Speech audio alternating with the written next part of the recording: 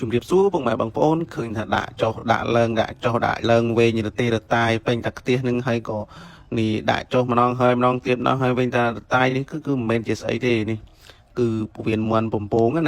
នេះជាដំបងគឺយើងលាយគ្រឿងលាយអីហើយក៏យើងចាក់ម្សៅបំពងដាក់នឹង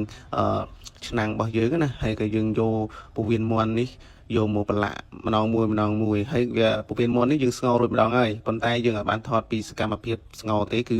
ចាប់ផ្ដើមគឺថតចឹងតែម្ដងព្រោះប្រពន្ធអត់នៅដែលខ្ញុំស្ងោរហ្នឹងណានេះក៏ប្រពន្ធនៅក៏ចាប់ហៅគាត់មកជួយថតបន្តិចមកឲ្យពុកម៉ែបងប្អូនទស្សនាមើលនេះហើយក៏ចាប់វាហើយក៏ប្រឡាក់ម្សៅបំពងស្រួយនេះក៏មិនមែនដាក់ទឹកដាក់អីដែរគឺយើងដាក់ម្សៅគោកអញ្ចឹងទៅយើងយកពវៀនមន់ដែលយើងធ្វើស្ងោររួចអស់ហើយហ្នឹងយកមកប្រឡាក់ចូលគ្នាទៅមកឲ្យវាចូលសពគ្រឿងអញ្ចឹងមកវាដិតនឹងជាប់នឹងពវៀនមន់តែម្ដងទៅបំពងគឺល្អហ្មងហើយនេះម្សៅបំពងស្រួយយើងណាទិញតែមកកញ្ចប់2000ទេពុកម៉ែបងប្អូនហើយនេះហើយក៏ដាក់ខ្ទះសិនរួចហើយយើងយកខ្ទឹមក្រហមដែលយើងបានហាន់រួចជាស្រេចមកបំពងជាមុនសិននេះបំពងហើយយើងដួសបានចានឡើងក្រហមហើយបន្ទាប់មកគឺយើងបំពងខ្ទឹមសម្ដងដែលយើងបានចិញ្ច្រាំរួចហើយនេះហើយក៏យើងដួសលើវាមកដីសិនព្រោះក្រហមវាក្តៅចូលវាមិនចេះបានខ្ទឹមសបំពងរបស់យើងណាហើយបន្ទាប់មកគឺយើងបំពងស្លឹកក្រូចម្ដងទៀតនេះបំពងស្លឹកក្រូចវាឲ្យស្រួយឡើងនេះលមូចឹងមកគឺស្រួយស្លឹកក្រូចហើយបន្ទាប់មកគឺយើងដាក់ម្ទេសបន្តិចបានដែរព្រោះខ្លាចកូនគាត់ញ៉ាំដែរធ្វើឲ្យគាត់ហើទៅញ៉ាំអត់កើតទេហើយបន្ទាប់មកគឺយើងងាកមកបំពង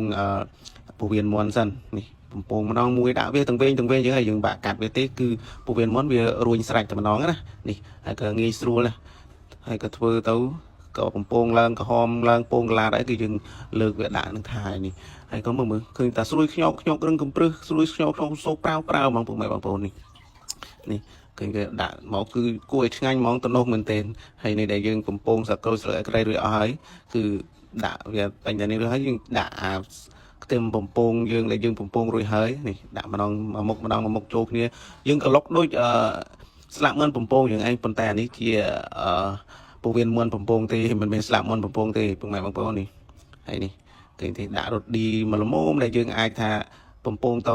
វាស្រួយហើយដាក់ទៅវាឆ្ងាញ់ចូលជាតិហ្មងណាហើយយើងក្លុកវាចុះឡើងក្លុកចុះក្លុកឡើងក្លុកចុះក្លុកឡើងឲ្យវាចូលសពគ្នាណានេះកលេងចុះកលេងឡើងអុំចុះអុំឡើងណានេះស្រុកខ្ញុំហៅអុំចឹងឯងកលេង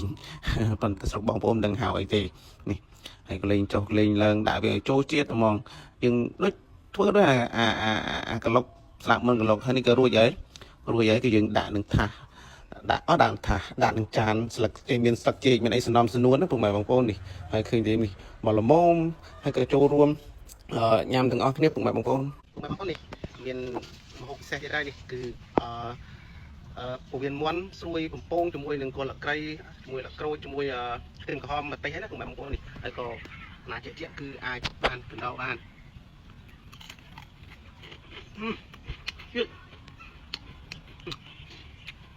ស្រួយមែនទែន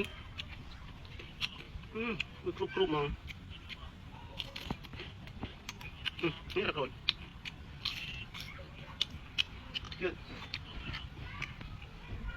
ដាក់ចាំមកដាក់ជាមួយខ្ទឹមបំពងផងនេះផងមកលក្រូចផងម្ទេសផងមក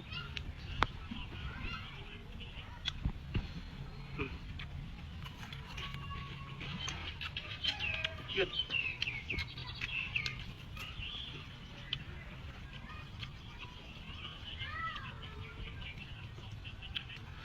អានេះអត់គ្រឿងក្លែមអត់អីអាចជំនួសបានដាក់ម្ទេសហើយនឹងដាក់គល់អក្រូចអត់ស្លឹកក្រូចច្រឡំគល់អក្រូច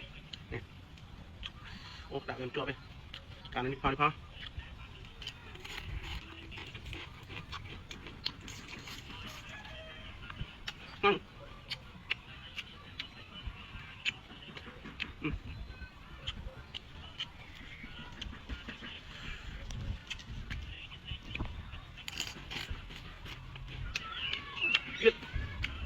មួយមុនខាងមកមកទៀតណាតាមអ្នកថតមើលមកចំបើវ